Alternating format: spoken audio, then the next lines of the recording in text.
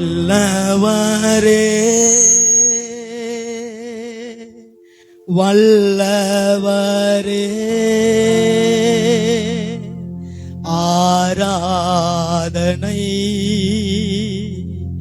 ஆராதனை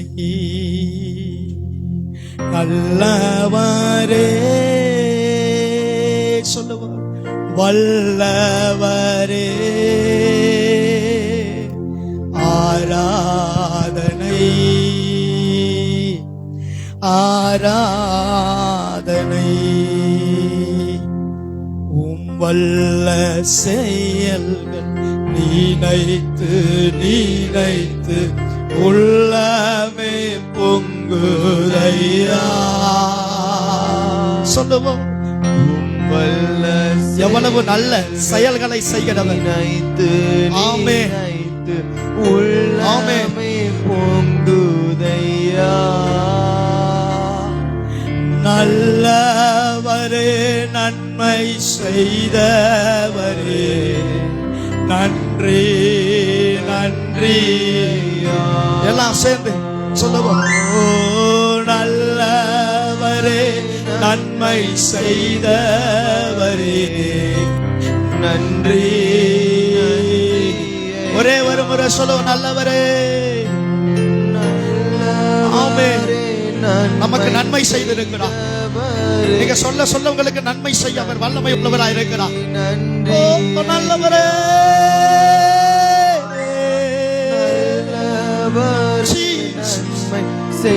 நன்மைகள் நடக்கட்டும் இயேசுவின் நாமத்தினால்.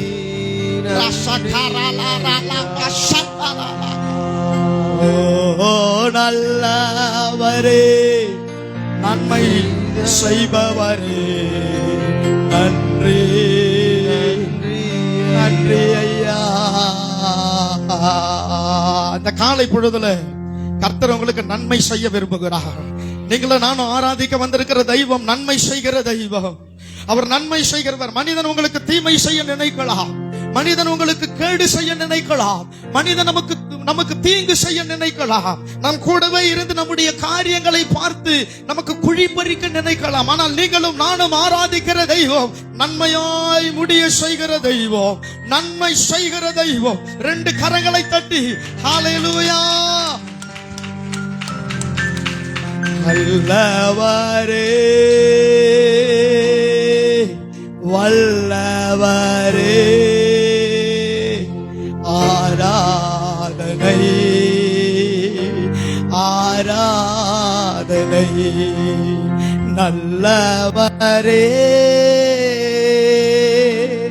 வல்லவரே ஆராதனை ஆராதனை. அன்பின் ஆண்டவரே, இதோ உம்முடைய பிள்ளைகள் எல்லாம் எங்க தெய்வம் எனக்கு நன்மை செய்வார் என்று சொல்லி வாய்களை திறந்து இருதயத்தின் ஆழத்திலிருந்து உம்மை நோக்கி பாடுகிறார்களே, இந்த பிள்ளைகளுடைய வாழ்க்கையில ஒரு அற்புதம் இந்த காலை பொழுதுல நடக்கட்டும் ஆண்டவரே. இயேசு கிறிஸ்துவின் நாமத்தினால ஒரு நன்மைகள் நடக்கட்டும்.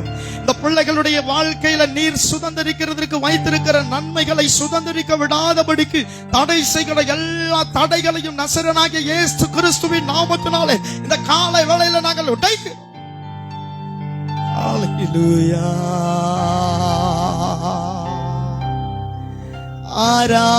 ஆராதிப்பே ஆராதிப்பே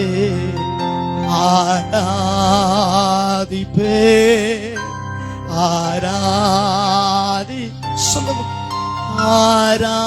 ஆராதிப்பே ஆராதிப்பே ஆராதிப்பே ஆராதிப்பே. ஹல்லேலூயா. தகப்பனே தந்தையே அலை நிமிர செய்பவர் நீரே. சொல்லுங்கள. தலை நிமிர செய்பவர் நீரே, தலை நிமிர செய்பவர் நீரே. உங்கள் தகப்பன் உங்களை எங்கேயும் தலை குனிய விட மாட்டார். யாரிடத்துல நீங்க தலை குனிந்து நிற்க உங்களை விடவே மாட்டார். ஒரே ஒரு வார்த்தை இயேசுவே என்று சொல்லி பாருங்களேன். பிரச்சனைகளின் நேரத்துல, போராட்டத்தின் நேரத்துல, கண்ணீரின் நேரத்துல, தெரியாமையின் நேரத்துல, புரியாத தவிக்கிற நேரத்துல, எந்த சூழ்நிலையிலையும் ஒரே ஒரு வார்த்தை இயேசுவே அப்படின்னு சொல்லி பாருங்களேன். இயேசுவேன்னு சொல்லும் பொழுது ஒரு அற்புதம் நடக்கும்.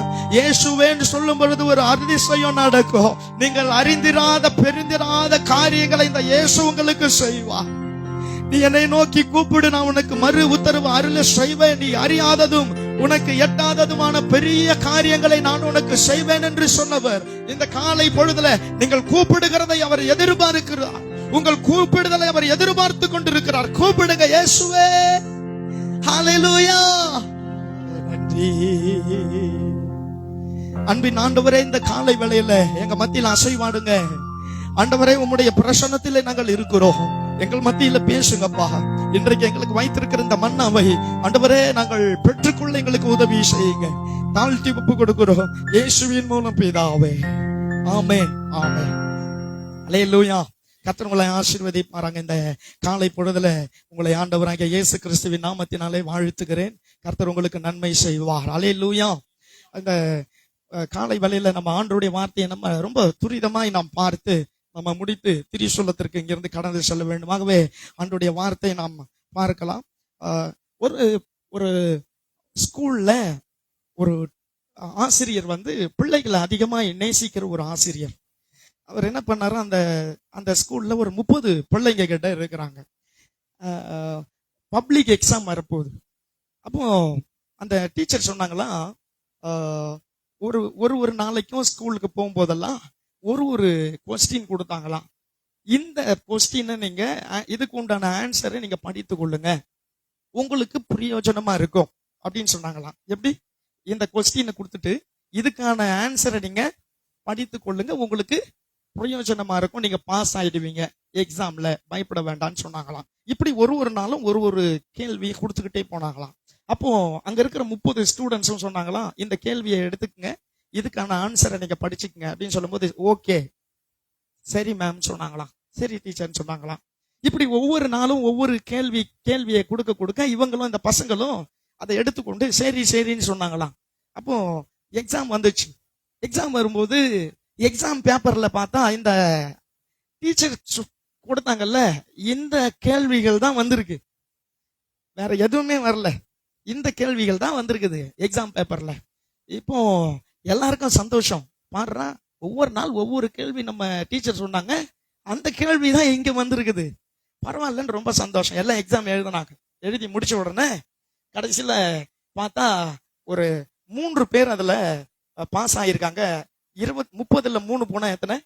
27 பேர் ஃபெயில் ஆயிட்டாங்க.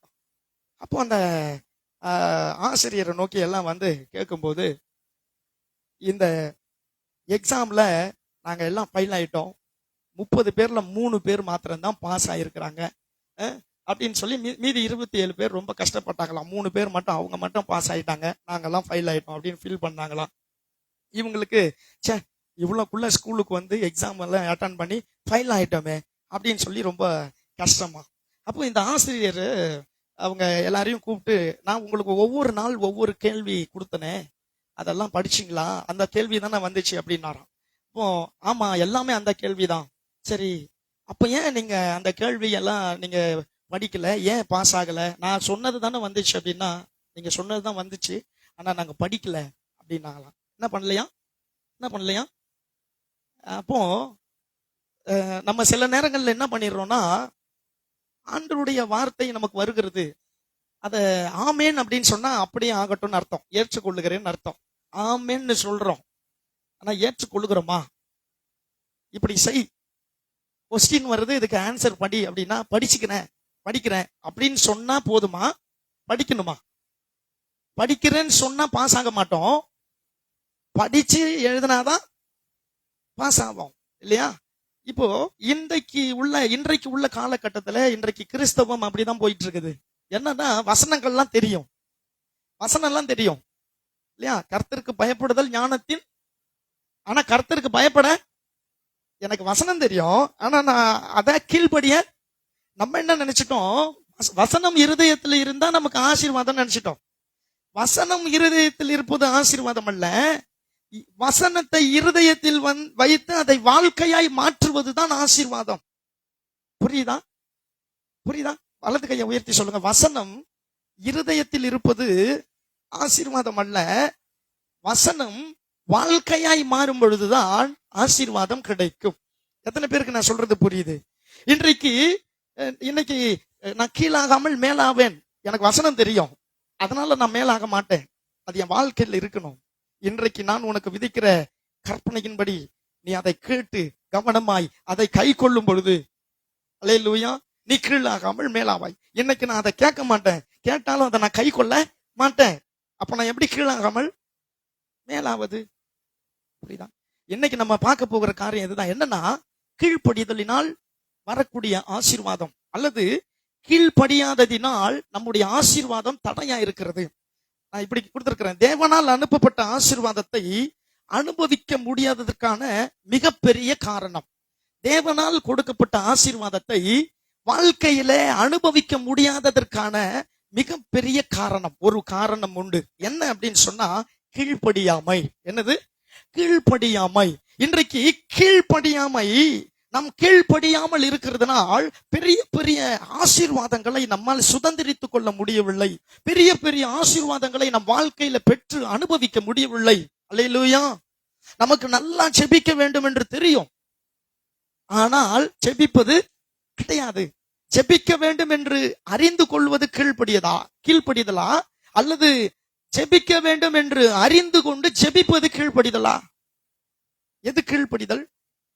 ஜெபிக்க வேணும் தெரிஞ்சா கீழ்ப்படிதலா அல்லது ஜெபிப்பது கீழ்ப்படிதலா? நான் சொல்றது புரியலையோ? ஜெபம் செய்யணும் அப்படின்னு சொன்னா நீங்க கீழ்ப்படிஞ்சிட்டீங்கன்னு அர்த்தமா? ஜெபிக்கிறதுனால கீழ்ப்படிஞ்சிட்டீங்கன்னு அர்த்தமா? ஜெபிக்கிறதுனாலதான் கீழ்ப்படிஞ்சிட்டோம்னு அர்த்தம். கரெக்ட் தானே? இன்னைக்கு கீழ்ப்படிதல் நம்முடைய வாழ்க்கையில இல்லாததுனால அநேக ஆசீர்வாதங்கள் நமக்கு பெற்றுக்கொள்ள முடியாமல் போய்விடுகிறது. அல்லேலூயா. பாருங்க, கர்த்தர் நம்மை ஆசீர்வதித்து வைத்திருக்கிறார். கிறிஸ்து இயேசுவுக்குள் சகல ஆசீர்வாதங்களையும் நமக்கு கொடுத்து வைத்திருக்கிறார். கிறிஸ்து இயேசுவுக்குள் சகல நன்மைகளையும் நமக்கு கொடுத்திருக்கிறார். கல்வாரி சிலுவையிலே நமக்காக எல்லாவற்றையும் ஆண்டவர் செய்து முடித்து விட்டார். அல்லேலூயா. ஆண்டவர் நமக்கு கொடுத்திருக்கிற ஆசீர்வாதம் பெரியது. கர்த்தரால் நமக்கு கொடுக்கப்பட்ட ஆசீர்வாதம் மிக விலையேறப்பட்டது. அனைத்து ஆசீர்வாதங்களும் அனைவருக்கும் சொந்தமானது. ஆனால் அதை பெற்றுக் கொள்ளுவதற்கு முடியாமல், பாருங்க, 30 பேருக்கு ஒரே கேள்விதான், ஒரே கொஸ்டின் தான். ஆனா 30 பேர்ல 3 பேர் தான் அதை சொன்னது படி படிச்சது. அல்லேலூயா.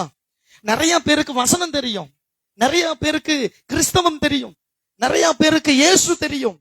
ஆனால் நிறைய பேர் ஆண்டவருடைய வார்த்தைக்கு கீழ்ப்படிவது கிடையாது. கேட்பது ஒரு பார்ட்டு, கீழ்ப்படிவது இன்னொரு பார்ட்டு. அல்லேலூயா.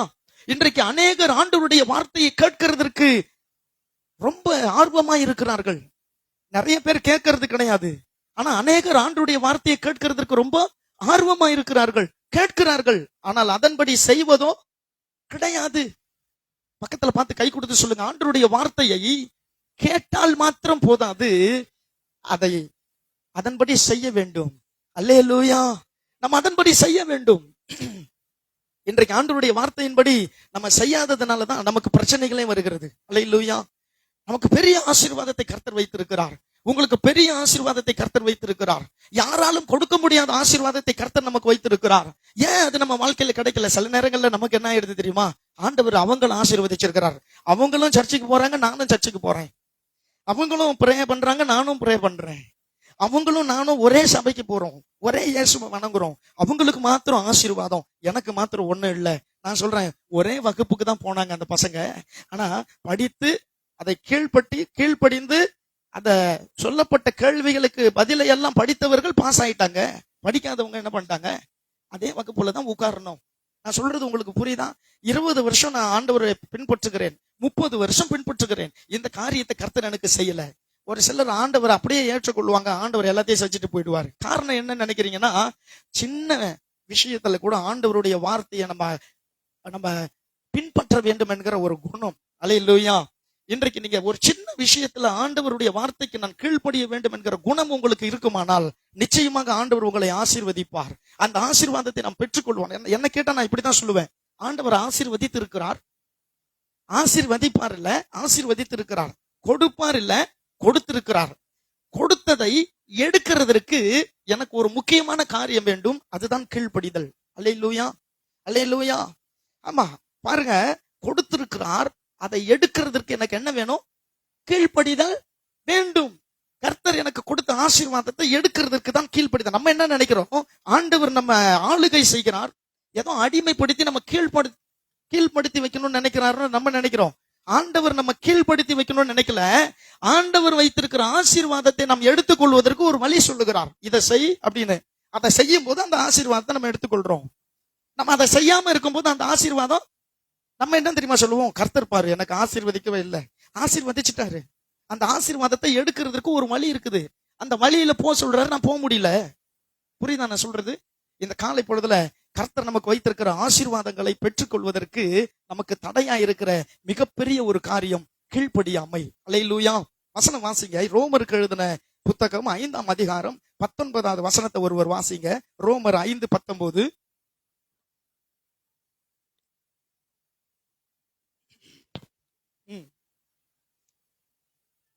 ஒரே மனுஷனுடைய கீழ்ப்படியாமையினாலே அநேகர் பாவிகளாக்கப்பட்டது போல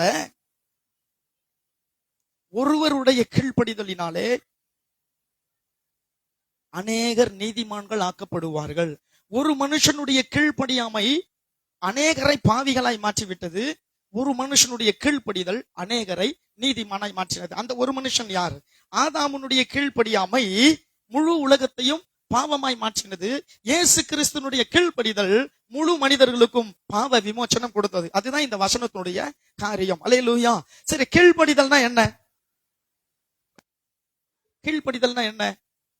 கீழ்ப்படிதல்னா என்ன? இதை செய்ப்பான்னு சொல்லும்போது சரி செய்யறேன் அப்படி சொல்லுவது கீழ்ப்படிதலா?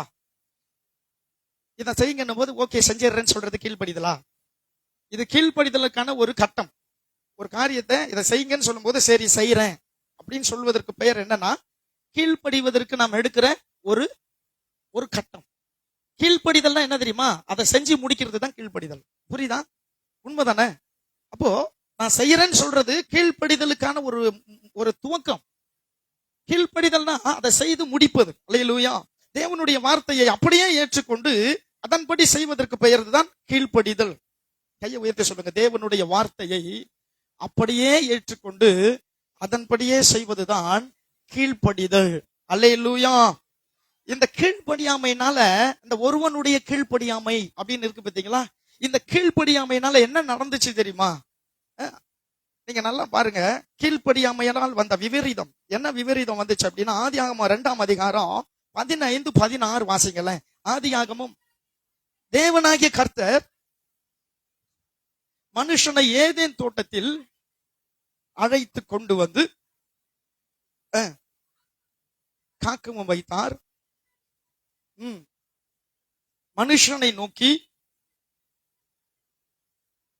நீ தோட்டத்தில் உள்ள சகல விருட்சத்தின் கனியையும் புசிக்கவே புசிக்கலாம், ஆனாலும் நன்மை தீமை அறியத்தக்க புசிக்க வேண்டாம்.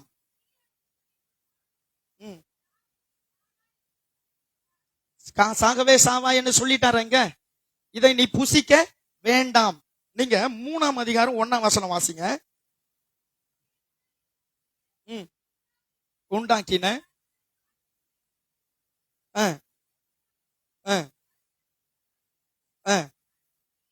ஸ்ரீயை நோக்கி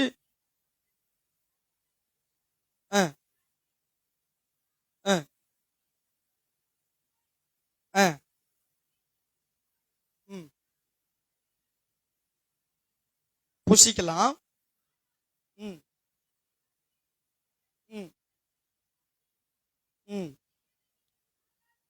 சாகாதபடிக்கு அதை புசிக்கவும் அதை தொடவும் வேண்டாம் என்று சொன்னார் என்றால், புசிக்கலாமான்னு தந்திரமா கேட்கிறான். அதுக்கு இந்த அம்மா சொல்றாங்க புசிக்க வேண்டாம்னு சொன்னாரு அப்படின்னு சொல்றாங்க. இப்ப இவங்க சொன்னதை கேட்டிருக்கிறாங்க இல்லையா? நீங்க அதே 3:6 வாசிங்களேன். ம். ஆ. ம். ஆ. கண்டு அதன் கனியை பறித்து புசித்து தன் புருஷனுக்கும் கொடுத்தார். பாத்தீங்களா? புசிக்க வேண்டாம்னு ஆண்டவர் சொல்றாரு. இவங்க சரின்னு சொல்லிடுறாங்க. பிசாசு வந்து கேட்கிறான், புசிக்க வேண்டாம்னு சொன்னாரான்னு சொல்லி, அதை புசிக்கவும் கூடாது தொடவும் கூடாதுன்னு சொல்லி இருக்கிறாரு அப்படின்னு சொல்லியாச்சு. இப்போ இது கீழ்ப்படிதல் இல்லையா? சொல்லிட்டாங்க. ஆமா. இப்ப பாருங்க, அடுத்தது பாருங்க, பறித்து புசித்தார்கள். இப்ப புசிக்க வேண்டாம் என்பதை அறிந்து கொண்டார்கள். தேவனுடைய வார்த்தையை அறிந்திருந்தும் அதன்படி செய்யாமல் இருக்கிறதுக்கு பேர் தான் என்னது? கீழ்ப்படியாமை. புசித்தார்கள். இந்த கீழ்ப்படியாமையினால என்ன விபரீதம் வந்தது தெரியுமா? இது வந்து ஒரு பழத்தால வந்த விபரீதமா? இன்னைக்கு நிறைய பேர் ஆஃப்டர் ஆல் ஒரு பழம் தானே, ஒரு சின்ன பழம் தானே, இந்த பழத்தை சாப்பிட்டா என்ன, சாப்பிடலாம் என்ன, சரி ஆண்டவர் மன்னிச்சிருக்கலாம், இந்த ஒரு பழத்தினாலயா இவ்வளவு பெரிய பிரச்சனை அப்படின்னு சொல்லி ஒரு சிலர் யோசிக்கலாம், கேட்கலாம். ஒரு பழத்தினால பிரச்சனை இல்ல, அந்த பழத்தினுடைய காரியம் புசிக்க கூடாது என்று சொல்லி அதை புசித்ததினால்தான் என்னது பிரச்சனை. என்ன ஆகுதுன்னு பாருங்க. கீழ்ப்படியாமை இவர்களுக்கு கொடுத்த நிலை என்ன நிலை வந்தது அப்படின்னா, முதலாவது இவர்கள் கீழ்ப்படியாமையினால் இவர்கள் துரோகிகள் ஆனார்கள். என்ன ஆனாங்க? துரோகிகள் ஆனார்கள். ஒரு காரியத்தை ஆண்டவர் நம்பி கொடுக்கிறாரு, பூமியை முழுவதையும் நம்பி கொடுக்கிறாரு. நம்பி கொடுத்து இந்த பூமியில இருக்கிற எல்லாத்தையும் நீ சாப்பிடலாம், எல்லாத்தையும் யூஸ் பண்ணிக்கலாம்னு சொல்லிட்டாரு. கடைசியில ஒன்னே ஒண்ணு மட்டும் என்ன பண்றாரு? இதை மட்டும் சாப்பிடாதன்னு சொல்றாரு. இப்ப இவங்க என்ன பண்றாங்க? இந்த காரியத்தை ஒரு சின்ன காரியத்தை ஆண்டவர் சொன்னதை அவங்க மீறினதுனால அவங்க எப்படி ஆயிட்டாங்க அப்படின்னா துரோகிகளாய் மாறினார்கள். என்ன ஆயிட்டாங்க? கீழ்ப்படியாமை ஒரு மனிதனை ஆண்டவருக்கு துரோகியாய் மாற்றுகிறது. எதுவா மாற்றுது? துரோகியாய். பக்கத்துல பார்த்து சொல்லுங்க, கீழ்ப்படியாமை நம்மை ஆண்டவருக்கு துரோகிகளாய் மாற்றுகிறது. அல்லேலூயா. ஒரு சில காரியங்களுக்கு நம்ம கீழ்ப்படியாம இருக்கும். நம்மளே யோசிச்சு பாருங்களேன். நீங்க எது காரியங்களை, ஒரு சில காரியங்களை, ஒரு நல்ல உங்க கூட இருக்கிற உங்களுக்காக எல்லாம் செய்யற ஒரு நபர் ஒரு சின்ன காரியத்தை நீங்க செய்யாத அப்படின்னு சொல்லி அவருக்கு தெரியாம அதை நீங்க செய்யும் போது ஒரு குற்ற உணர்வு வரும். பார்த்துருக்கீங்களா? அதுக்கு பேர் தான் துரோகம் செஞ்சிட்டோம். இயேசு கிறிஸ்து அவரை ஒரு சின்ன விஷயம் இயேசுவை காட்டி கொடுத்தான், அவனுக்குள்ள ஒரு குற்ற உணர்வு வந்துருச்சு. பாத்தீங்களா? அந்த மாதிரி ஒரு சின்ன விஷயம் ஆண்டவருக்கு விரோதமாய் என்று சொன்னால் சொன்னதற்கு விரோதமாய், அது ஒரு பெரிய விஷயம் கிடையாது. அது ஆண்டவரை பாதிக்க போறது இல்ல, ஆனா என்ன பாதிச்சிருச்சு. நான் சொல்றது புரியுதா? என்ன ஆயிடுச்சு? இவன் பாருங்க, சாப்பிடக்கூடாதுன்னு அதை சாப்பிட்டான். இது நிமித்தம் அவன் துரோகியாய் மாறிவிட்டான். துரோகி எந்த நிலையில தள்ளிருச்சு? அவனை துரோகம் செய்த நிலையில் தள்ளிவிட்டது. இன்றைக்கு ஏன் கீழ்ப்படியணும் அப்படின்னா, நான் கீழ்ப்படியலன்னா நான் துரோகியா மாறிடுறேன், அதனால நான் கீழ்ப்படியணும். நம்ம என்ன பண்ணுவோம் தெரியுமா? ஆண்டவருக்கே நம்ம டஃப் கொடுப்போம். எப்படின்னா, ஏன் ஆண்டவர் எங்க அப்பா அதெல்லாம் ஒண்ணு என்ன சொல்ல மாட்டாரு. நான் சொல்றேன், ஆண்டவர் என் அப்பான்றது எவ்வளவு அட்வான்ஸ் ஸ்டேஜோ, என் அப்பா சொல்றதை கேட்கறதும் அவ்வளவு முக்கியம். நான் சொல்றது புரியுதா உங்களுக்கு? அப்போ பாருங்க, துரோகிகளாய் மாறி விடுகிறோம். துரோகிக்கு எப்படி ஆசீர்வாதம் கிடைக்கும்? ஒரு துரோகிக்கு எப்படி ஆசீர்வாதம் கிடைக்கும் சொல்லுங்க? ஆண்டவருடைய பிள்ளைகளுக்கு தான் ஆசீர்வாதம் கிடைக்கும். அப்போ ஆதாம், ஒரு மனிதனுடைய கீழ்ப்படியாமை முழு உலகத்தையும் பாவத்துக்கு தள்ளினதுன்னு இந்த வசனம் சொல்லுது. இதனுடைய அர்த்தம் என்ன? ஒரு மனிதனுடைய கீழ்ப்படியாமை, அந்த கீழ்ப்படியாமை என்கிற ஒரு காரியம் அவனை துரோகியாய் மாற்றி விட்டது. ஆண்டவருக்கு என்ன ஆயிடுச்சு? துரோகியாய் அவனை மாற்றி விட்டது. இன்றைக்கு ஆண்டவர் நமக்கு அநேக ஆசீர்வாதங்களை வைத்திருக்கிறார், பெரிய பெரிய ஆசீர்வாதங்களை வைத்திருக்கிறார். வேதத்தில் சொல்லப்பட்ட அனைத்து ஆசீர்வாதங்களுக்கும் இயேசு கிறிஸ்துவின் ரத்தத்தினாலே நாம் சுதந்திரவாளிகளா இருக்கிறோம். ஆனால் அந்த ஆசீர்வாதங்களை நம்மால் பெற்றுக்கொள்ள முடியவில்லை. காரணம், நாம் சில வேளைகளில் தேவனுக்கு துரோகிகளாய் மாறிவிடுகிறோம். எப்படி மாறிடுறோம்? துரோகிகளாய், சத்துருக்களாய் மாறிவிடுகிறோம். ஆண்டவர் சொன்னாரு, சத்துருக்களையும் என்ன பண்ணுங்க? சிநேகியுங்கள். சத்துருக்களையா இருந்தாலும் ஆண்டவர் நம்மை சிநேகிக்கிறார். அதனாலதான் நம்ம இன்னைக்கு ஜீவனோடு வாழ்ந்துட்டு இருக்கிறோம். ஆனால் ஆசீர்வாதத்தை பெற்றுக்கொள்வதற்கு நம்ம கீழ்ப்படிதல் ரொம்ப அவசியம். அல்லேலூயா. ஒரு சின்ன விஷயத்தை கர்த்தர் உங்களுக்கு உணர்த்துறாருன்னா அதுக்கு கீழ்ப்படிங்க. ஒரு சின்ன விஷயத்தை கர்த்தர் உங்களோட இடைப்படுகிறாருன்னா அதுக்கு கீழ்ப்படிங்க. ஒரு சின்ன விஷயத்துல கர்த்தர் உங்களை இதை செய்யன்னு சொல்லி இருக்கிறாருன்னா அதை செய்யுங்க. அல்லேலூயா. ஏன் ஜெபி ஜெபி ஜெபின்னு ஏன் சொல்றாங்க? ஏன் ஜெபிக்கணும்னு சொல்றாங்க? ஜெபித்தாதான் ஆசீர்வாதம், ஜெபித்தாதான் பாதுகாப்பு. ஏன் வசனம் படிங்க படிங்கன்னு சொல்றாங்க? படிச்சாதான் பாதுகாப்பு, படிச்சாதான் ஆசீர்வாதம். ஏன் சபைக்கு வாங்க வாங்கன்னு சொல்றாங்க? சபைக்கு வந்தாதான் ஆண்டுடைய வார்த்தையை கேட்க முடியும். சின்ன விஷயத்த நம்ம கோட்டை விட்டுறோம், பெரிய ஆசீர்வாதம் நம்மை பெற்றுக்கொள்ள முடியாமல் நமக்கு தள்ளி தள்ளி போகிறது. அல்லேலூயா. பக்கத்துல பார்த்து கை கொடுத்து சொல்லுங்க, நீங்க ஒரு சின்ன விஷயத்த நம்ம கோட்டை விடுறதுனால பெரிய பெரிய ஆசீர்வாதம் நம்மை விட்டு விலகி போய் கொண்டிருக்கிறது.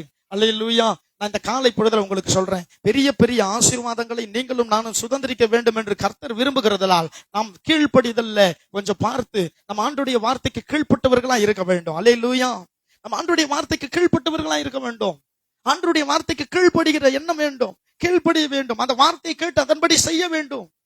காலையில எழுந்த உடனே நீங்க முழங்கால் போடுறீங்களோ, நிக்கிறீங்களோ, உட்காடுறீங்களோ, இல்ல படுக்கையில படுத்துட்டு இருக்கிறீங்களோ, உங்க நினைவு தேவனுக்கு நேரா கனெக்ட் பண்ணிடுங்க. காலையில எழுந்துச்ச உடனே உங்களுடைய நினைவை கடவுளுக்கு நேரா ஒரு கனெக்ட் பண்ணுங்க. ஆண்டவரே, இந்த தினத்தை கொடுத்துருக்கீங்க, நன்றி செலுத்துறேன். இன்றைய தினத்துல நான் சரியா வாழ்றதுக்கு எனக்கு உதவி செய்யுங்க. அதை மட்டும் சொல்லுங்க. ஆண்டவரே, எனக்கு இது வேணும் அது வேணும்னு ஒரு பெரிய லிஸ்ட் போடாதீங்க. ஒரு பெரிய லிஸ்ட் போடும்போது அது ஆண்டவரால கொடுக்க முடியும். ஆனா ஆண்டவருடைய வார்த்தையை கேட்க மனது இல்லாம லிஸ்ட் போடுறது வேஸ்ட். அல்லேலூயா. நான் என்ன பண்ணோம், எனக்கு எந்த லிஸ்டும் தேவையில்லை, இன்னைக்கு உங்க வார்த்தையின்படி வாழணும், ஒரே ஒரு லிஸ்ட் மட்டும் போடுங்க, எல்லாமே நம்மளை தேடி வரும். அல்லேலூயா. கரெக்ட் தானே? முதலாவது தேவனுடைய வார்த்தை, அவருடைய நீதியை தேடுங்க, அப்பொழுது எல்லாமே நமக்கு எப்படி கொடுக்கப்படுமா? உட்கார்ந்த உடனே இன்னைக்கு உங்க சித்தம் என்ன ஆண்டவரே, இன்னைக்கு நான் எப்படி வாழணும் எனக்கு தெரியல, கற்றுத்தாங்க. சிலர் பைபிள் படி வாழ்றேன்னு சொல்லிட்டு தப்பு தப்பா வாழ்றாங்க. அது ஒரு பக்கம் தப்பு. பைபிள் படி வாழ்றேன், நான் வசனத்தின் படி வாழ போறேன்னு சொல்லிட்டு தப்பு தப்பா வாழ்ந்துட்டு இருப்பாங்க. ஏன்னா வசனத்தை அப்படியே படிக்கிறது, அப்படியே படிச்சுட்டு அது ஏன் சொல்லப்பட்டது, எதுக்கு சொல்லப்பட்டதுன்னு எதுவுமே தெரியாது. அதனால என்ன பண்ணுவாங்க, தப்பு தப்பா வாழ்ந்து மத்தவங்களையும் தப்பா சொல்லி கொடுத்து மத்தவங்களையும் தப்புன்னு சொல்லுவாங்க. நம்ம அப்படி நீங்க பைபிள் படி வாழணும்னு நான் சொல்லல. இன்னைக்கு காலையில வேதத்தை நீங்க வாசிங்க, நல்லா தியானிங்க. இன்னைக்கு காலையில எழுந்த உடனே, ஆண்டவரே நான் எப்படி வாழணும் எனக்கு சொல்லித்தாங்க, இன்னைக்கு எனக்கு சொல்லித்தாங்க, ஒரு வார்த்தையை மட்டும் சொல்லுங்க. நீங்க எப்படி வாழணுங்கிற ஒரு லிஸ்டே உங்களுக்கு ஆண்டவர் கொடுப்பார், உங்களை நடத்துவார். பரிசுத்த ஆவியானவர் உங்களை சகல சத்தியத்திற்கு நேராக உங்களை என்ன பண்ணுவாரு, நடத்துவார். அல்லேலூயா. சகல சத்தியத்துக்கு நேராக நம்ம நடத்துவார். நம்ம என்ன செய்யணும் என்ன செய்யக்கூடாது எல்லாவற்றையும் நமக்கு அழகாய் கற்றுக் கொடுப்பார். இந்த காலை பொழுதுல கர்த்தர் பெரிய ஆசீர்வாதம் வைத்திருக்கிறார். நாம் துரோகிகளாய் மாறிவிடக் கூடாது. நமக்கு கீழ்ப்படியாமை நம்மையே அறியாமல் நம்மை தேவனுக்கு துரோகிகளாய் மாற்றி விடுகிறது. அல்லேலூயா.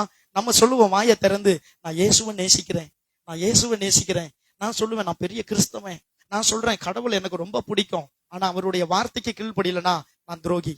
அல்லேலூயா. நான் நேசிக்கிறேன், ஆனா எப்படி ஆயிடுறேன், நான் துரோகியா மாறிடுறேன். நேசிக்கிறேன்னு சொல்லுவதனால் நான் நேசிக்கிறேன் என்ற அர்த்தம் அல்ல. நேசிக்கிற தெய்வத்தினுடைய வார்த்தையை கேட்டு அதன்படி செய்யும் பொழுதுதான் நேசிக்கிறேன் என்ற அர்த்தம். சொல்றது புரியுதா?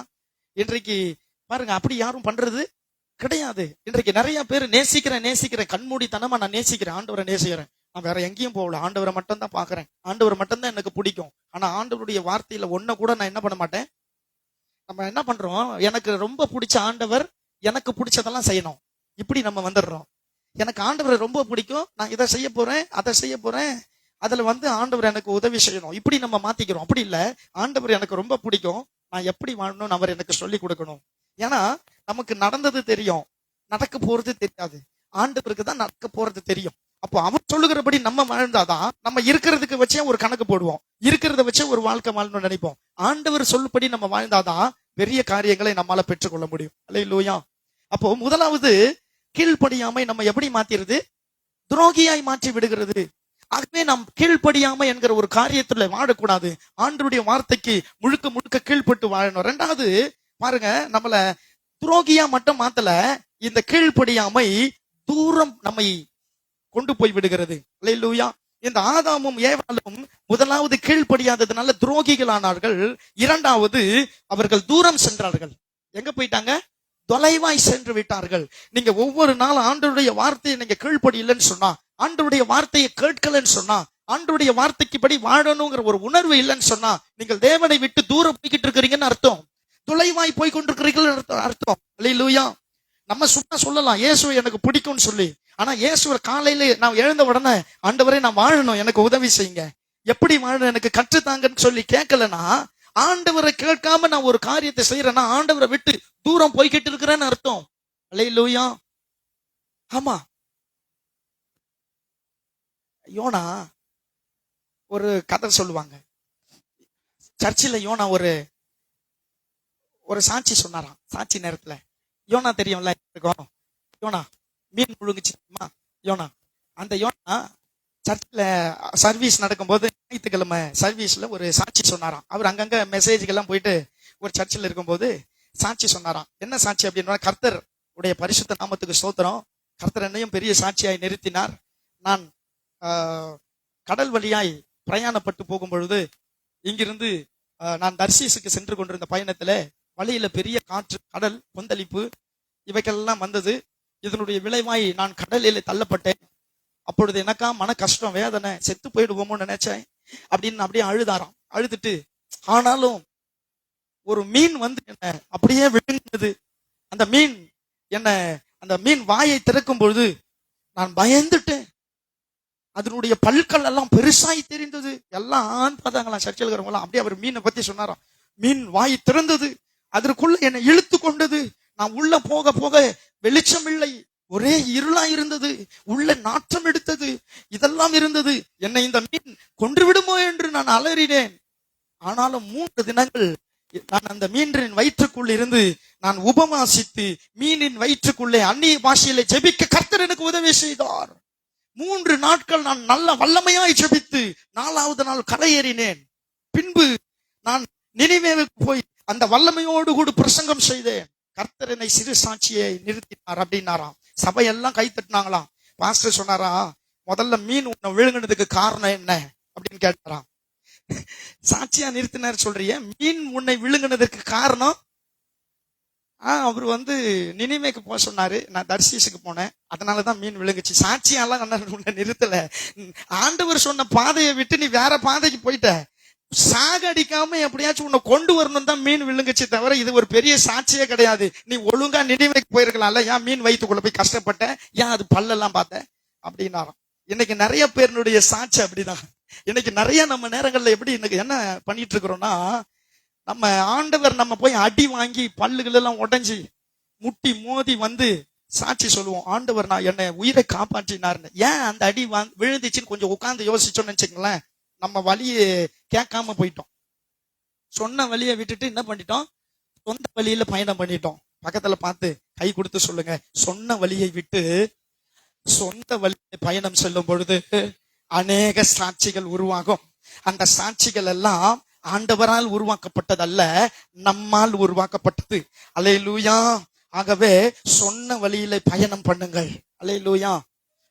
இன்னைக்கு நிறைய பேர் சொன்ன வழியை விட்டுட்டு சொந்த வழியில பயணம் பண்றதுனால பிரச்சனை. ஏன் சொந்த வழியில பயணம் பண்றோம்னா, சிலருக்கு வழியே தெரியல. நான் சொல்றேன், ஒவ்வொரு நாள் காலையில நீங்க உட்காரும் பொழுது ஆண்டவருடைய சமூகத்துல, ஆண்டவரே நான் எப்படி நடக்கணும், நான் எங்க போகணும், என்ன நடத்துங்க. ஒண்ணு எங்க போகணும் சொல்லுங்கன்னு கேளுங்க. இன்னொன்னு, எனக்கு சொல்றதெல்லாம் கேட்க முடியாது, என்ன நடத்துங்க, என்ன பண்ணுங்க, நடத்துங்க. நான் சொந்த வழியில பயணம் பண்ண விரும்பல, சொன்ன வழியில பயணம் பண்ண விரும்புறேன். உங்க வழியில, நீங்க சொல்ற வழியில நான் பயணம் பண்றேன், என்ன நடத்துங்கன்னு சொல்லி அற்புதமா இருக்கும். அல்லேலூயா. ஆண்டவர் சொன்ன வழியில இஸ்ரவேல் ஜனங்க பயணம் பண்ணாங்க. ஆண்டவர் சொன்ன வழியில அவங்க பயணம் பண்ணதுனால என்ன நடந்துச்சு தெரியுமா? முன்னால பெரிய கடல், ஆண்டவர் சொன்ன வழின்றதுனால கடல் 2ஆகி வழி விட்டது. அல்லேலூயா. சொன்ன வழியில பயணம் பண்ணாங்க. வழியே இல்லைனாலும் வழி கிடைக்கும், தண்ணியே இல்லைனாலும் தண்ணி கிடைக்கும். அல்லேலூயா. சாப்பாடே இல்லைனாலும் சாப்பாடு கிடைக்கும். சொந்த வழியில பயணப்படுத்தினா எல்லாமே ஒரு இடத்துல ஆயத்தமா இருக்கும், ஆனா ஒண்ணுமே நமக்கு கிடைக்காம போயிடும். சொல்றது புரியுதா? பாருங்க, எலியாவ ஆண்டவர் சொன்ன வழியில அவன் நடந்தான். பஞ்சம் வந்துருச்சு, கேரித் ஆற்றங்கரையிலே போய் தங்கு. அவன் கேரிட் ஆத்தங்கரையில போய் தங்குனதுனாலதான் அவனுக்கு என்ன கிடைச்சிச்சு, இறைச்சியும் அப்பமும். அவன் ஏதோ ஒரு ஆற்றங்கரையில போய் தங்குவான் அப்படின்னு இருந்தா அவனுக்கு இறைச்சியும் கிடைச்சிருக்காது, அப்பமும். கொஞ்ச நாளைக்கு பிறகு சாரி பாத்துக்கு போ அங்க ஒரு விதவைக்கு கட்டளை எடுக்கிறேன்னு சொன்ன பிறகுதான், அங்க போன பிறகுதான் அவனுக்கு கிடைச்சிச்சு ஆசீர்வாதம். அன்பு தேவ பிள்ளையே, இந்த காலை பொழுதுல ஆண்டவர் சொல்லுகிற பாதையில பயணம் பண்ண நீங்கள் உங்களை ஆயத்தப்படுத்துங்கள். அதுதான் கீழ்ப்படிதல். அப்படி நீங்கள் பயணிக்கும் பொழுது அந்த பயணத்துல நீங்கள் அற்புதங்களை பார்ப்பீர்கள். உங்களுக்கு இரட்டத்தனையான ஆசீர்வாதங்கள் கிடைக்கும். அந்த பயணத்துல தான் கர்த்தர் உங்களை வெட்கப்படுத்த மாட்டார். யாரும் முன்பு உங்களை தலைகுனிய விட மாட்டார். அல்லேலூயா. 9 வாக்குத்தத்தங்கள் ஆண்டவர் கொடுத்தார். நமக்கு 10 வாக்குத்தத்தங்கள் இந்த மாசம் மொத்தம் இல்ல. ஆண்டவர் சொன்ன வழியில நம்ம நடக்கும் போதுதான் என்ன நடக்கும் தெரியுமா? திறந்த வாசல் இருக்கும். இல்லைன்னா இங்க ஆண்டவர் சொன்ன வழியில திறந்த வாசல், நம்ம நேர் ஆப்போசிட்டா போனா வாசல் திறந்தே இருக்காது. நான் சொல்றது புரியுதா? அப்ப இன்னைக்கு நம்ம ஒரு காரியத்தை தெரிஞ்சுக்கணும். எனக்கு வாக்குத்தத்தங்களை சுதந்திரிக்க, ஆசீர்வாதங்களை பெற்றுக்கொள்ள ஆண்டவர் சொன்ன வழியில நான் பயணம் செய்ய வேண்டும்.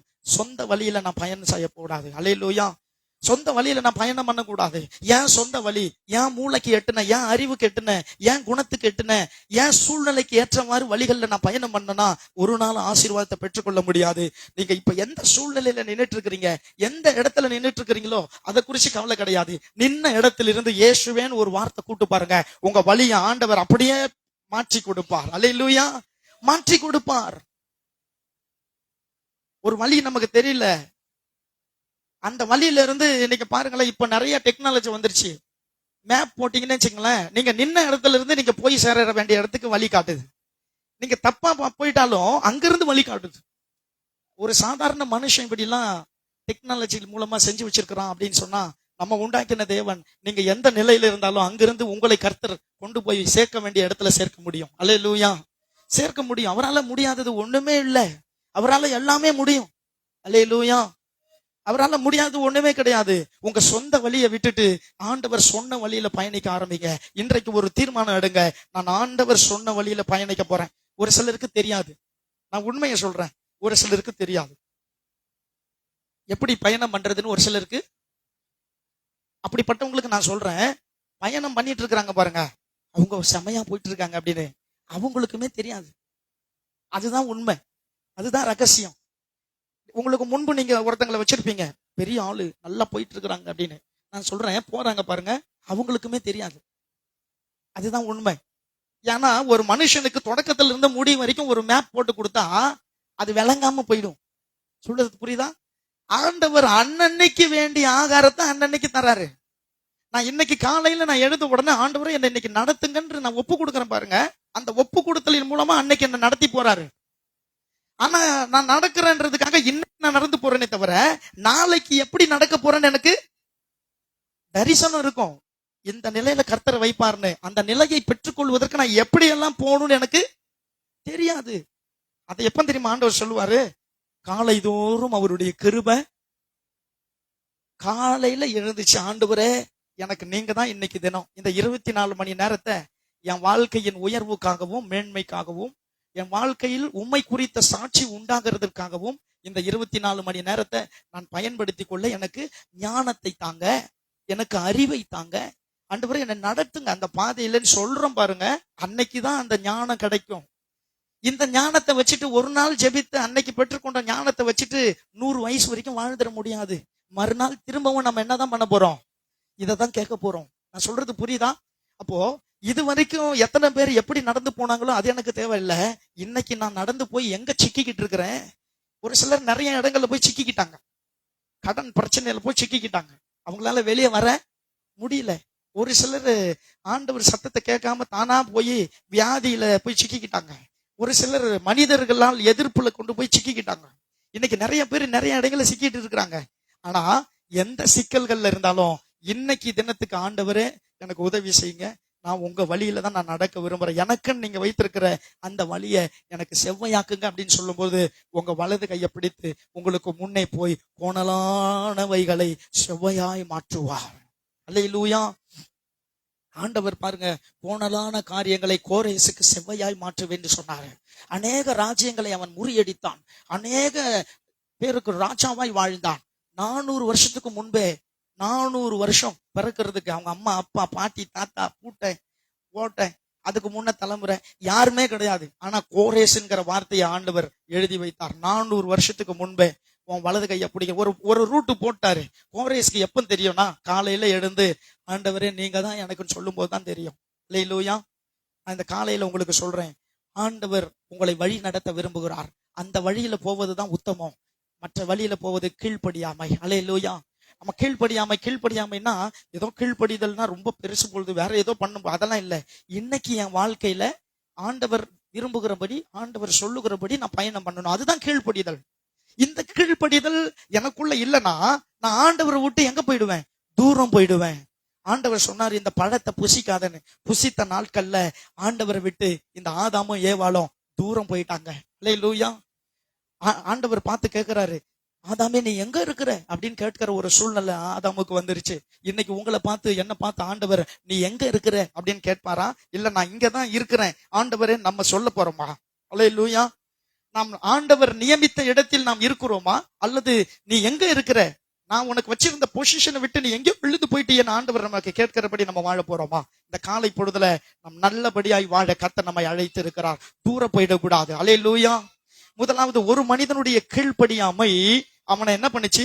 துரோகியாய் மாற்றினது. இரண்டாவது, தூரம் செல்ல வைத்தது. மூன்றாவது, துரத்தப்பட்டார்கள். அந்த தோட்டத்தை விட்டு அவங்க என்ன பண்ணப்பட்டாங்க? துரத்தப்பட்டார்கள். அப்படித்தானே? துரத்தப்பட்டார்கள் தானே? அந்த அதிகாரத்தினுடைய கடைசியில் அப்படிதான் சொல்லப்பட்டிருக்கு, துரத்தி விட்டார் ஆண்டவர். பாருங்க, ஆண்டவருடைய வார்த்தைக்கு நம்ம கீழ்ப்படியலனா துரத்தப்பட்ட சூழ்நிலைக்கு நம்ம போயிருவோம். அல்லேலூயா. முதல் எங்க கீழ்ப்படியாமை நம்ம எங்க தள்ளுது? முதலாவது துரோகியாய் மாற்றி விடுகிறது. இரண்டாவது, தூரமாய் நம்ம போவதற்கு அது வழிவகுக்கிறது. மூன்றாவது, வேற வழி இல்லை, துரத்தி விடப்பட்ட சூழ்நிலையில் நாம் இருப்போம். அன்பு தேவ பிள்ளைய, இந்த காலை பொழுதுல ஒரு மனிதனுடைய கீழ்ப்படியாமை இப்படி மாட்டிச்சு. ஒரு மனிதனுடைய கீழ்ப்படிதல், இயேசு கிறிஸ்துவுடைய ரத்தம் நம்மள என்ன பண்ணிச்சு தெரியுமா? எபேசியருக்கு எழுதின புத்தகம் 2ஆம் அதிகாரம் 13 இருந்து 20 வரைக்கும் ஒருத்தர் சத்தமா வாசிங்க சீக்கிரமா. 13 இருந்து 20. முன்னே தூரமா இருந்த நீங்கள் இப்பொழுது கிறிஸ்து இயேசுவுக்குள் என்னாச்சு? கிறிஸ்துவின் ரத்தத்தினாலே சமீபமானீர்கள்.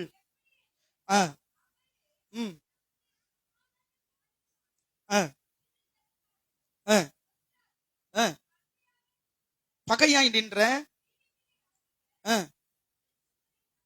தகர்த்து சட்ட திட்டங்கள் ஆகிய ஒழித்து இரு திறத்தாரையும் தமக்குள்ளே ஒரே புதிய மனுஷனாய் சிருஷ்டித்து இப்படி சமாதானம் பண்ணி பகையை சிலுவையினால் கொன்று இரு திறத்தாரையும் ஒரே சரீரமாக தேவனுக்கு ஒப்புரவாக்கினார். அல்லேலூயா. இந்த காலையில பாருங்க, இயேசு கிறிஸ்துவுடைய கீழ்ப்படிதல் என்ன பண்ணிச்சுன்னா, துரோகிகளாய் இருந்த நம்மை பிள்ளைகளாய் மாற்றினது. அல்லேலூயா. அவருடைய கீழ்ப்படிதல் தூரம் சென்ற நம்மை சமீபமாய் வரவழைத்தது. அவருடைய கீழ்ப்படிதல் துரத்தப்பட்ட நம்மை நாம் ஆசீர்வாதத்தின் சுதந்திரவாளிகளாய் நம்மை மாற்றினது. அல்லேலூயா. இன்றைக்கு நான் கீழ்ப்படியாமையின் பிள்ளையாய் அல்ல, இயேசு கிறிஸ்துவின் நாமத்தினாலே கீழ்ப்படிதல் உள்ள பிள்ளையாய் நான் வாழ கர்த்தர் என்னை அழைத்து இருக்கிறார். அல்லேலூயா. நான் கீழ்ப்படியாமல் இருக்கிற வரைக்கும் நான் அந்த ஆதாம் ஏவாளினுடைய அந்த மாம்சத்தின் வழி வந்து அந்த பிள்ளையா தான் இருக்க முடியும். நான் துரோகி, நான் தூரம் சென்றவன், நான் துரத்தி விடப்பட்டவன். ஆனா இயேசு கிறிஸ்துவினுடைய இரத்தமோ நம்மை சகல பாவங்களையும் நீக்கினதினால் நம்மை பிள்ளைகளாய் மாற்றி அவருக்கு சமீபத்தில் கிட்ட நம்ம கொண்டு போய் ஆசீர்வாதங்களை எல்லாம், துரத்தப்பட்ட அந்த மனிதனை, துரத்தப்பட்ட நாம் ஆசீர்வாதங்களை சுதந்திரிக்கிறவர்களாய் நாம் மாற கர்த்தர் நமக்கு உதவி செய்திருக்கிறது. அல்லேலூயா. இந்த சாயந்தரம், இந்த காலை வேளையில கர்த்தர் உங்களை கீழ்ப்படிய சொல்வதற்கு காரணம், கர்த்தர் நம்மை கீழ்ப்படிய சொல்வதற்கு காரணம், என் சொல்ல கொஞ்சம் கேள, என் பேச்ச கொஞ்சம் கேள அப்படின்னு சொல்றதுக்கு காரணம், அவர் ஏதோ கடவுள், நம்ம ஏதோ மனுஷன்றதுனால அல்ல. நம் மீது வைத்த அன்பு, நம் மீது வைத்த கரிசனை, நாம் பெற்றுக்கொள்ள இருக்கிற நமக்கு ஆயத்தம் பண்ணப்பட்ட ஆசீர்வாதங்களை நாம் சுதந்திரிக்காமல் இருப்பதினால் கர்த்தர் நமக்கு கொடுத்த காரியம். அல்லேலூயா. நான் ஏன் கீழ்ப்படியணும் கர்த்தருக்கு? அவர் தேவன், அதனால கீழ்ப்படியணும்னு இல்ல. நான் என் ஆசீர்வாதங்களை சுதந்திரிக்க நான் கீழ்ப்படிய வேண்டும். நான் ஏன் கீழ்ப்படியணும் ஆண்டவருக்கு? அவர் ஏதோ ஒரு பெரிய கடவுள், அவர் சொல்றதெல்லாம் கேட்டுதான் ஆகணும். நம்ம மனுஷன், இல்லைன்னா அவர் கண்ணை குத்திடுவாரு, கொன்றுவாரு. அப்படி இல்ல. அவர் ஏன் என்ன கீழ்ப்படிய சொல்றாருன்னா, கீழ்ப்படியும் பொழுதுதான் அந்த ஆசீர்வாதம் கிடைக்கும். ஓ, அப்ப நான் அவர் சொன்னதெல்லாம் கேட்டாதான் எனக்கு இதை செய்வாரா? அப்படிப்பட்ட கீழ்ப்படிதல் அல்ல அது. ஒரு சில மனுஷன் சொல்லுவான் தெரியுமா, எனக்கு ஒரு ஒரு பொருள் வேணும், இந்த பொருள் வேணும்னா நான் சொல்றத நீ கேட்கணும், அப்பதான் இந்த பொருளை உனக்கு வாங்கி தருவேன் அப்படின்னு ஒரு சிலர் டிமாண்ட் பண்ணுவாங்க தெரியுமா. அதை நம்ம செய்யறதுக்கும் இந்த பொருளை நம்ம பெற்றுக்கொள்வதற்கும் லிங்கே இருக்காது. உண்மைதானே? புரியுதா உங்களுக்கு? லிங்கே இருக்காது. இப்போ ஒரு பொருளை சதீஷ் என்கிட்ட கேட்கிறான், அண்ணா இந்த பொருள் ரொம்ப நல்லா இருக்கு, இதை எனக்கு கொடுங்கிறான். என்கிட்ட இருக்கு, இதை நான் அவனுக்கு கொடுத்துடலாம். நான் சொல்றேன், அப்ப நான் சொல்றதை நீ கேட்டா தான் தருவேன் அப்படின்ட்டு எனக்கு ஒரு சில தேவைகள் இருக்கு, இதெல்லாம் நீ செய் அப்ப தரேன் அப்படின்னு சொன்னா, இந்த கீழ்ப்படிதல் என்பது கர்த்தர் இப்படி நம்மள பண்ணல. நான் உன்னை ஆசீர்வதிக்கணுமா, நான் சொல்றதெல்லாம் கேளுன்னு சொல்லி எங்கேயோ நம்மள சுத்த வைக்கல கர்த்தர். நல்லா புரிஞ்சுக்குங்க. இது எப்படி தெரியுமா கீழ்ப்படிதல்னா? அண்ணா எனக்கு ஒரு 10,000 ரூபாய் பணம் வேணும்னு கேட்கறான்னு வச்சுங்களேன் சதீஷ். நான் சொல்றேன், அப்படியாப்பா சரி அங்க இருக்கிற சாவியை எடு அப்படின்னு சொல்றேன். நான் 10,000 கேட்கறேன், நீங்க சாவியை எடுக்க சொல்றீங்க. சொல்றது புரியுதா? 10,000 ரூபாய் நான் கேட்கறேன், நீங்க சாவியை எடுன்றீங்க. 10,000 கொடுக்க முடியுமா முடியாதா? இவர் என்ன, நான் 10,000 கேட்டா சாவி எடுத்தாதான் 10,000 தருவேன்றாரு. நான் சொல்றது விளங்குதா? ஏன்னா அவன் சாவி எடுத்தாதான் பூட்டை திறக்க முடியும், பூட்டை திறந்தாதான் அங்கதான் காசு இருக்குது. இதுக்கு நம்ம என்ன பண்றோம், அந்த காசை உனக்கு கொடுக்கறதுக்கு நீ ஒரு கீழ்ப்படிதல் பண்ண வேண்டியது இருக்கு. ஏன்னா அங்க உள்ள சாவியை எடுத்து நீ திறந்து எடு, அவ்வளவுதான். இதுக்கும் இந்த கீழ்ப்படிதலுக்கும் ஒரு லிங்க் இருக்கு. ஆண்டவர் நமக்கு வச்சிருக்கிற கீழ்ப்படிதல் இதுதான், நமக்கு சொன்ன கீழ்ப்படிதல் இதுதான். நீ இதெல்லாம் செய்யணும்னா நீ 100 மலை ஏறணும். இன்னைக்கு கீழ்ப்படிதல் அப்படியே மாறி போச்சு. இன்னைக்கு வேண்டுதல் அப்படின்ற பேர்ல அப்படியே மாறி போச்சு. இன்னைக்கு நிறைய பேரு, ஆண்டவர் எனக்கு இதை செய்யணும் நேர்ந்துகிட்டேன், அதனால போயிட்டு நான் என்ன பண்ணிட்டு வந்துடுறேன், நடபயணமா போயிட்டு வந்துடுறேன். நீங்க நடக்கிறதுக்கும் இது கிடைக்கிறதுக்கும் என்ன சம்பந்தம்?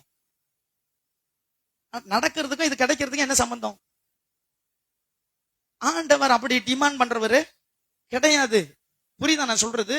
நான் இது ஆண்டவர் எனக்கு செஞ்சிட்டாருன்னா நான் இதை இவ்வளவு தொகையை காணிக்கையா கொடுத்துறேன். அதுக்கும் இதுக்கும் என்ன சம்பந்தம்? கீழ்ப்படிதல் என்பது என்ன தெரியுமா? ஆண்டவர் சொல்லுகிறது எனக்கு பிரயோஜனம், எனக்கு ஒரு காரியம் வேணும், இதை செய்வதற்கு, இதை பெற்றுக்கொள்வதற்கு நீ இதை செய்யும் பொழுதுதான் அதை பெற்றுக்கொள்வேன் ஆண்டவர் சொல்றாரு. அதைத்தான் செய்யணும். புரியுதா? ஆண்டவர் நம்மிடத்தில் எதிர்பார்க்கிற கீழ்ப்படிதல் அவர் எஜமானன், நம்ம வேலைக்காரர்கள் என்கிற கீழ்ப்படிதல் அல்ல. நாம் வைத்திருக்கிற, நமக்கு ஆண்டவர் வைத்திருக்கிற பொக்கிஷத்தை நாம் பெற்றுக்கொள்வதற்காக நாம் செய்ய வேண்டிய சில பணிகளை நாம் செய்ய வேண்டும். அதை செய்யல, அப்ப நீ இதை செய்ய, அப்பதான் உனக்கு அது கிடைக்கும்னு சொல்றாரு. அதுதான் அந்த கீழ்ப்படிதல் தான் அது. புரியுதா? எத்தனை பேருக்கு விளங்குச்சுன்னு தெரியல. விளங்குதா நான் சொல்றது? விளங்குதா? 2 கீழ்ப்படிதலுக்கும் வித்தியாசம் தெரியுதா? ஆண்டவர் நம்ம ஏதோ ஒரு காரியத்தை இவன் செய்யணும்னா நம்ம வேலை வாங்கிட்டு செய்ய வைக்கணும்ன்றது, அதுக்காக அவர் கீழ்ப்படின்னு சொல்லல. ஆண்டவர் நமக்கு வைத்திருக்கிற ஆசீர்வாதத்தை நாம் பெற்றுக்கொள்வதற்கு நாம் செய்ய வேண்டியதே கீழ்ப்படிதல். அந்த கீழ்ப்படிதல் அந்த ஆசீர்வாதத்தை பெற்றுக்கொள்வதற்கான வழி. புரியுதா? ஆகவே கர்த்தர் உங்களை ஆசீர்வதிப்பார், கர்த்தர் உங்களை ஆசீர்வதிக்கட்டும். ஆசீர்வாதத்தை பெற்றுக்கொள்வதற்கு கீழ்ப்படிதலை விட்டு விடாதீர்கள். ஆண்டவர் இயேசு கிறிஸ்து பாருங்க, கீழ்ப்படியாமையில் வாழ்ந்து கொண்டிருந்த நம்மை, அதன் விளைவில் வாழ்ந்து கொண்டிருந்த நன்மை, அந்த கீழ்ப்படியாமையின் விளைவினால் வந்த துக்கங்களை, சோகங்களை, சாபங்களை எல்லாம் ஆண்டவர் இயேசு கிறிஸ்து ஏற்றுக்கொண்டு அவருக்குள் நம்மை கீழ்ப்படிதல் உள்ளவர்களாய் நம்மை மாற்றி இருக்கிறார். அல்லேலூயா. இன்று நம்ம அதிகாலையில எழுந்த உடனே சொல்லணும், ஆண்டவரே உங்களுக்கு நான் கீழ்ப்படுகிறேன், எனக்கு உதவி செய்யுங்க.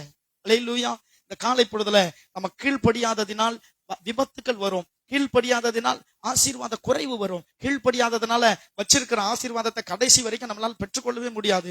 ஆனா நீங்க எப்போ ஆண்டவருக்கு கீழ்ப்படி ஆரம்பிக்கிறீங்களோ, காலையில இருந்து ஆண்டவருக்கு ஒப்பு கொடுக்க ஆரம்பிக்கிறீங்களோ, அப்போ உங்களுக்கு ஆண்டவர் அந்த ஆசீர்வாதங்களை கொடுப்பார். அல்லேலூயா. நம்ம 2 நிமிஷம் கண்களை மூடி, ஆண்டவரே நான் கீழ்ப்படிய என்னை ஒப்பு கொடுக்கிறேன், ஆண்டவரே நான் என்னை கீழ்ப்படிய ஒப்பு கொடுக்கிறேன். தேடி தேடி தேடி அன்பு தேவ பிள்ளையே,